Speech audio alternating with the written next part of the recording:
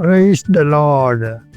உயரமான மரத்திற்கு அதன் வேர்கள் எப்படி இருக்கும்?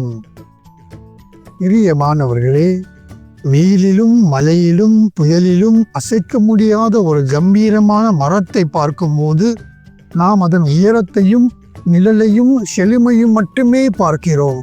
ஆனால் அந்த மரம் உறுதியுடனும் செழிப்பாகவும் நிற்பதற்கு காரணம் கண்ணுக்கு தெரியாத அதன் ஆழமான வேர்கள் என்பதே உண்மை.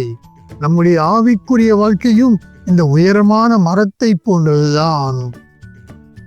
பிரியமான தெய்வ ஜனமே, நம்முடைய வாழ்க்கை மற்றவர்கள் வியந்து பார்க்கும்படி கர்த்தருக்குள் ஆசீர்வாதமாக இருக்க வேண்டும் என்றாலும் நமக்கு வரும் வறட்சி போன்ற சோதனைகள், கவலைகள், போராட்டங்கள் ஆகியவற்றை மேற்கொள்ளவும் நம்முடைய ஆவிக்குரிய வேர்களாகிய விசுவாசம், தியானம், ஜெபம், கீழ்ப்படிதல் கர்த்தர் மேல் ஆழமாக இருக்க வேண்டும்.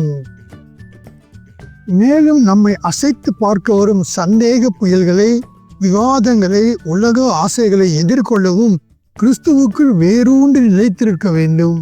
கூடுதலாக மரம் உயரம் வளர வளர அதன் வேர்கள் கீழ் நோக்கி ஆழமாக ஊடுருகி செல்வது போல நாம் கர்த்தரிடமிருந்து ஆசீர்வாதத்தை பெற்றுக்கொண்டு வளர வளர நமக்கு பெருமை வந்து விடாமல் கீழ் நோக்கி போகும் வேர்களைப் போல நாம் தாழ்மையில் பெருக வேண்டும். பெருமை வந்துவிட்டால் பட்ட பிரயாசம் எல்லாம் விருதாவாகிவிடும். மாணவர்களே, உங்களை உயரமான ஒரு மரமாக கர்த்தர் மாற்ற விரும்புகிறார். நீங்கள் கனி கொடுக்கவும் செழிக்கவும் நிலைத்திருக்கவும் வேண்டுமானால் கர்த்தருக்குள் என் வேர்களை ஆழப்படுத்துவேன் என்ற தீர்மானத்தை எடுங்கள்.